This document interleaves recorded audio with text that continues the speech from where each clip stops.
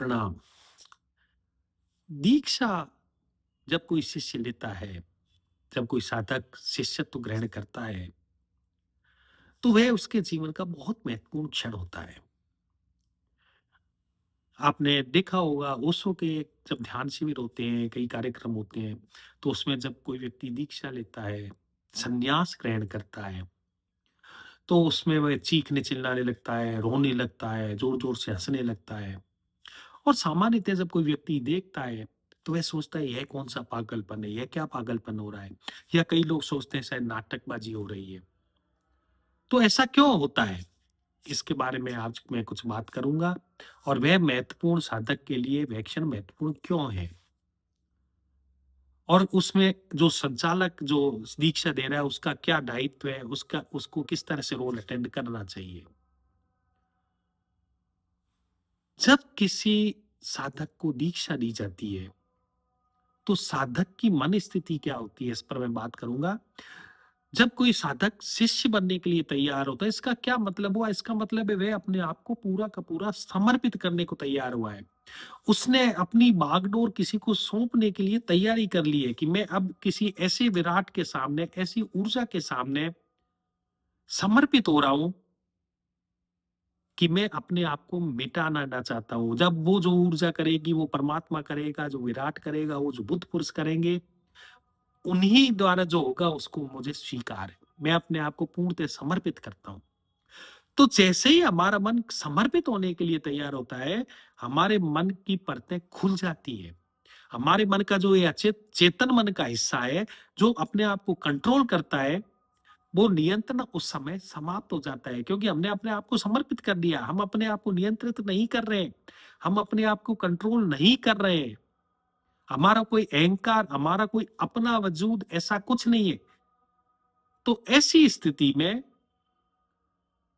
हमारा चेतन मन है जो एक तरह से शून्य हो जाता है और उस चेतन मन की स्थिति के शून्य होने पर हमारे जो अचेतन मन में जो चीजें दबी हुई है, जो हमेशा से दबी हुई बाहर आनी शुरू हो जाती है।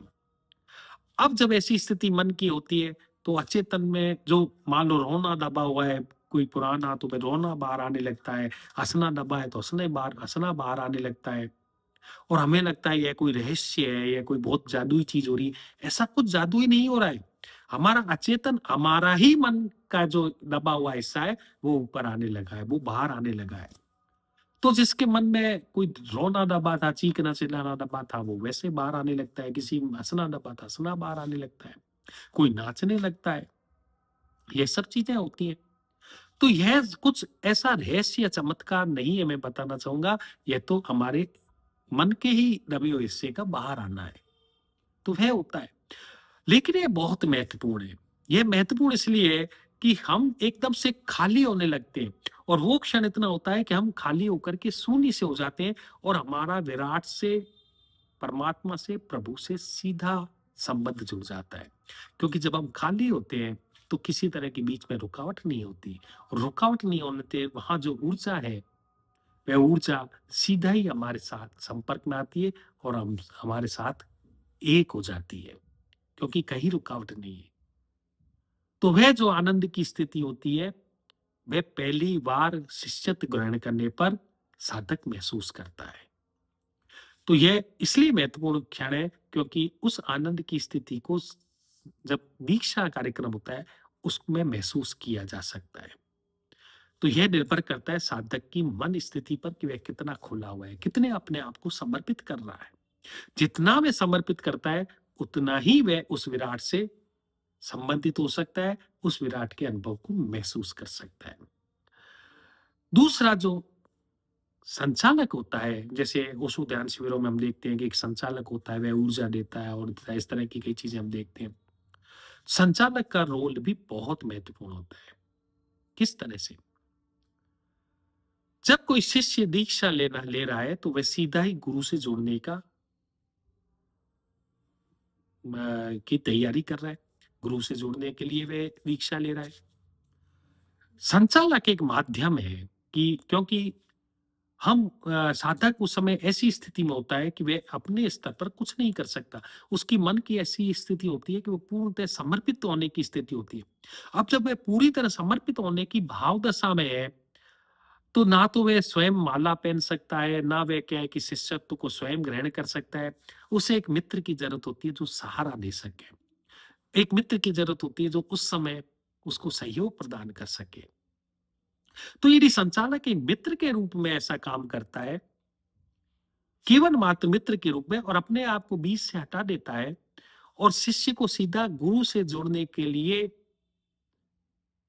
तैयार करता है, सहयोग प्रदान करता है, तो वह अगर संचालक इस तरह से रोल अदा करता है, तो वह दीक्षा और भी ज़्यादा साधक के लिए उपयोगी और वहाँ के सभी साधकों के लिए भी उपयोगी होती है।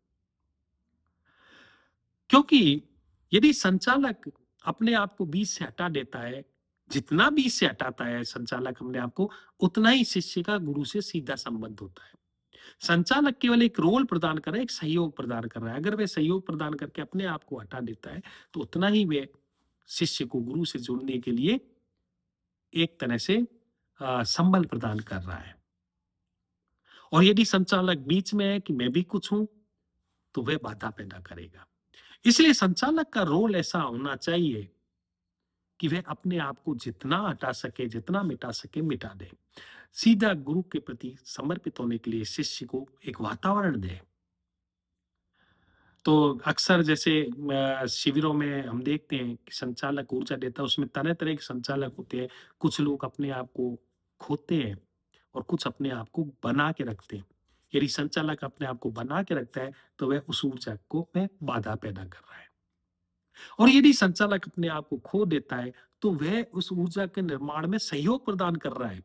वह उस ऊर्जा शिष्य को गुरु से जोड़ रहा है और फिर विराट की ऊर्जा, जो परमात्मा की ऊर्जा वहाँ जो काम कर रही है, वो सीधा ही शिष्यों के भीतर प्रवेश करेगी। और जितना उस ऊर्जा वहाँ प्रवेश करेगी, उतना ही वातावरण आनंद से भरेगा। तो संचालक इसलिए महत्वपूर्ण है कि संचालक कितना अपने आप को खोता है। संचालक के भीतर ऐसा भाव होना चाहिए कि मैं कुछ नहीं हूँ। मैं अपने आप को मिटाता हूँ, केवल मात्र सहयोग के लिए मैं हूँ और शिष्य को सीधा गुरु से जोड़ने के लिए मुझे एक माध्यम बनाया गया है। सौभाग्यशाली है ऐसे संचालक जो अपने आप को मिटाते हैं। तो यह दीक्षा का कार्यक्रम इस तरह से होता है, तो एक बड़ी ही ऊर्जा वहाँ महसूस की जा सकती है। और जो भी उस कार्यक्रम में शरीक होते हैं, साधक मित्र, उन्होंने इसको महसूस किया भी है। तो ये जो रोना, हँसना, चीखना, चिल्लाना कोई नाटक नहीं होता है, सामान्यतया। हो सकता है कुछ कोई लोग ऐसा करते हों, लेकिन वास्तव में अगर मन को हमने पूरा खोल दिया है, मन की परतों को हमने पूरा का पूरा खोल दिया है और हम एक समर्पण की दशा में हैं, तो जो भीतर से चीज़ें आती हैं, वो बहुत अद्भुत और रहस्यमयी होती हैं। इसलिए ऐसा होता है। बहुत-बहुत धन्यवाद, प्रणाम। Thank you.